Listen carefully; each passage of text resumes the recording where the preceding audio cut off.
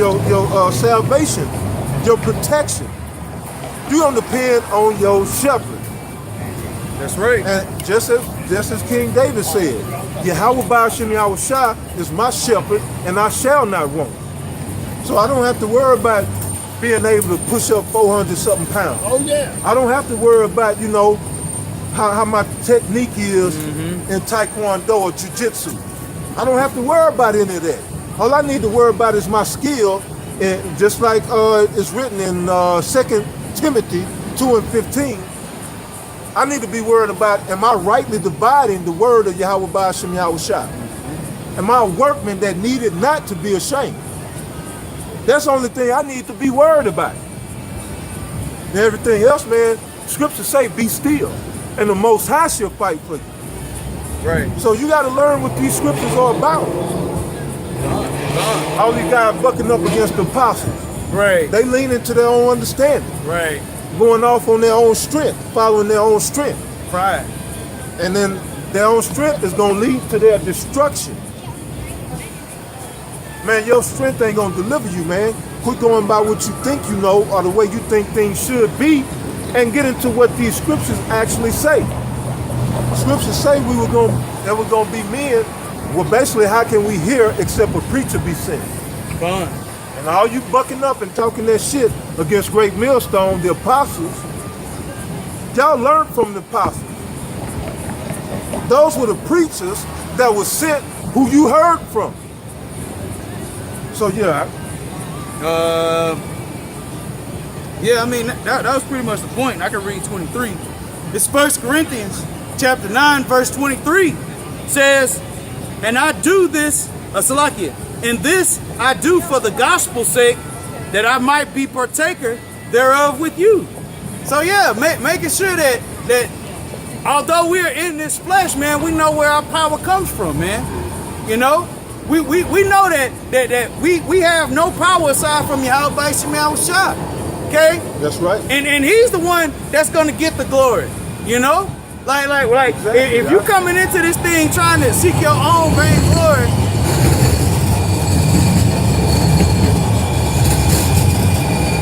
you're gonna run out of steam, man. You ain't gonna be able to finish the race. You know? But the more you glorify Yahweh Ba'ashem Yahushua, he's the one that gives you power as you are weak. He's the one that uplifts you, that brings you out of those situations of torment, okay? Or where you don't think that you can make it through. You know what I mean?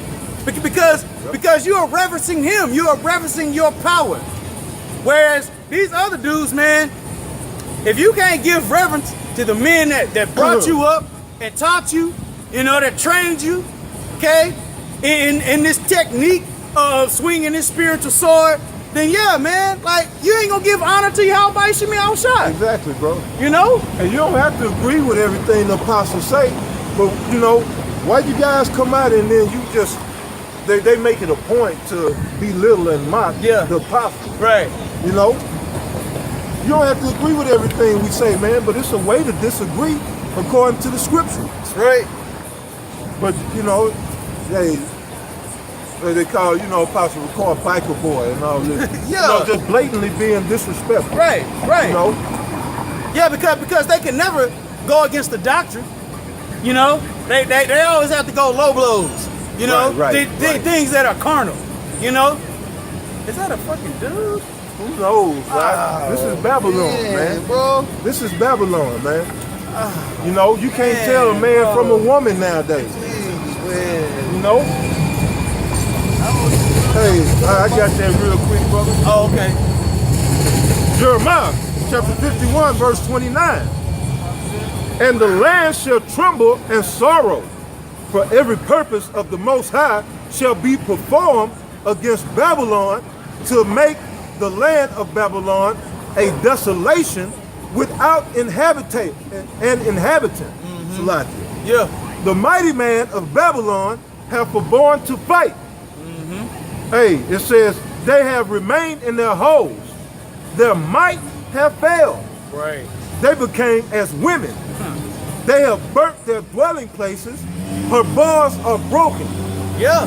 Yeah. They go right into what we were saying. Yeah, because hey, the scripture said in Sirach, Second Ezra, the 13th chapter, it said that his men were gonna fight, you know, but now it says that because of their fighting, they're gonna be as women, you know, because they're not gonna have strength and power to actually fight, you know, mentally they're gonna lose the battle before. Because can you imagine how when you see this big father ship come out of the sky and you hear in your little tiny jet or whatever these ICBM missiles or whatever you got, you know, Esau has all these, you know, minor weapons, and then just like even on the movie Independence Day, you shot your first rocket and it wasn't able to penetrate. Hey. You know what I mean? No. Hey, there's another scripture says the hearts of men are gonna fail. Yeah. The hearts of men are gonna fail. You know what I mean? Because you're gonna see like, hey, it's not gonna happen, man. Regardless of all this time, this technology. Men's heart failing them for fear. For fear? Yeah. So yeah, I mean, you're gonna see all this technology. You're gonna see all of these, all of this boasting that the so-called white man has done against all the rest of the other heathen nations. You know, because we got all these weapons. But you ain't gonna be able to do it against your Yahweh Shah. You're gonna be as a woman, you know? You're gonna be frail, you're gonna have your tail tucked between your legs, you know? You're gonna go crazy. Because that's what women gonna do in that day. Women gonna go crazy, man. Right. They're gonna lose it. They're gonna lose it straight up. So yeah, I mean, hey, let's see. I want to see if I got one more here because, let's see, I might bring this up real quick. This is Malachi chapter 4, verse 1. Says, "For behold, the day cometh that shall burn as an oven, and all the proud, yea, and all that do wickedly shall be stubble. And the day that cometh shall burn them up, saith the Lord of hosts, that it shall leave them neither root nor branch." Right, the Heavenly Father is cutting off the seed or that lineage of the wicked. So in other words, the Edomites that's gonna make it, these elite that's gonna make it, they gonna be saved for slavery. And same with the rest of you nations. But guess what? Like you know, we've been going into when after that 1,000 years is up, you Edomites are going to be eradicated. That's right.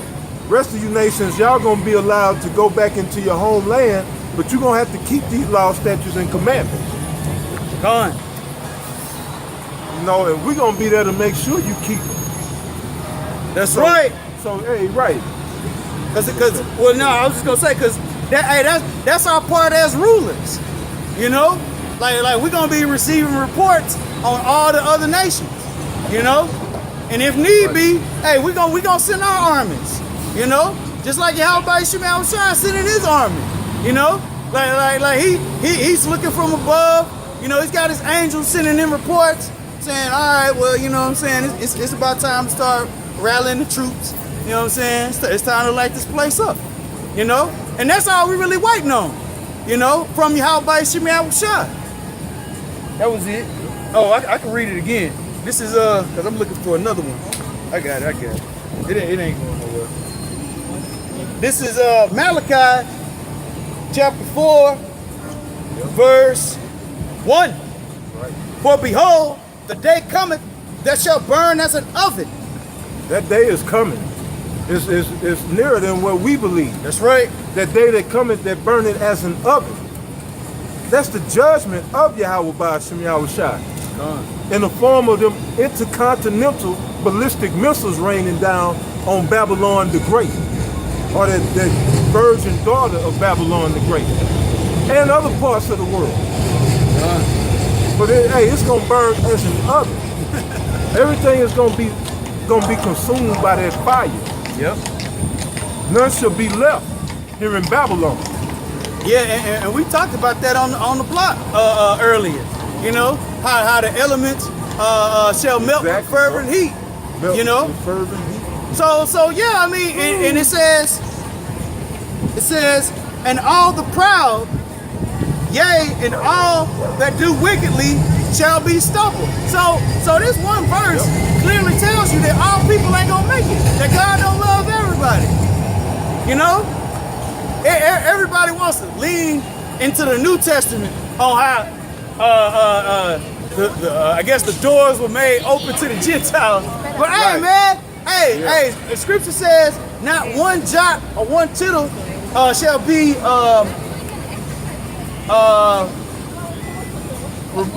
there's a word, not removed.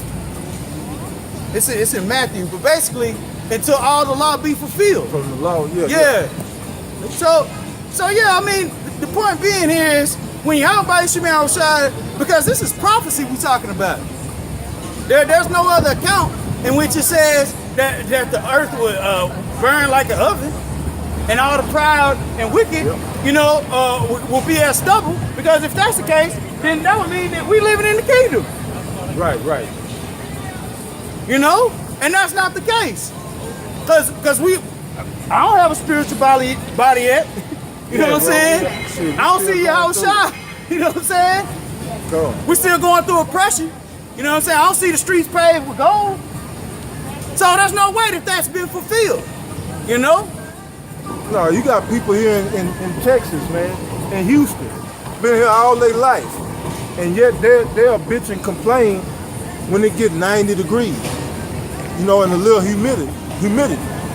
So just imagine, man, that they come and they burn it as an oven. If people can't take 90 degrees, how they gonna deal with 1,000,000 degrees? Right. Man, all this is gonna be consumed. Right. No, I don't want no part of that judgment. That's why I come out here with diligence and you know, faith of Yahweh by Hashem Yahweh Shah, man, in the hopes that I might be saved. That's right. Cause I don't want to die here with the wicked. That's right. You know? Yeah, because hey, this judgment, hey, it ain't gonna be pretty, man. You know, it's gonna be Not at all. It's gonna be something that eyes have never imagined nor seen. You know.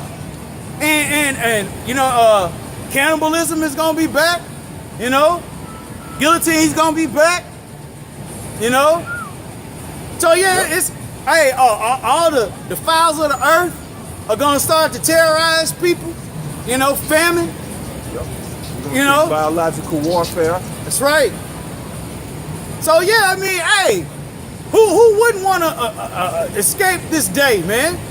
You know, but who's putting the effort towards it, you know? I had jokingly said, you know, on the polo earlier today, how we need to be RSVPing, you know, for that wedding feast. And really spiritually, that's what the elect of Yahweh Shemi Yahweh are doing, you know? Saying, hey man, we want to escape, you know, and make it, you know, on the first go round. You know, we want to be counted worthy. But you just can't say that and put in your RSVP without preparing. You know? You got something? Yeah, bro. Hey. Yeah. Joel chapter 2, verse 1. Blow you the trumpet in Zion, and sound an alarm in my holy mountain. Let all the inhabitants of the land tremble, for the day of the Lord cometh, for it is nigh at hand. Yeah. Exactly. That's 3 times we read about the land trembling. You know, the land is going to tremble, and all that are therein. This time that's coming up, man, it's a time that, hey, it's going to be like never before. All the things that you can imagine, all the evils and turmoil that you can imagine, it can't compare to what we heading into.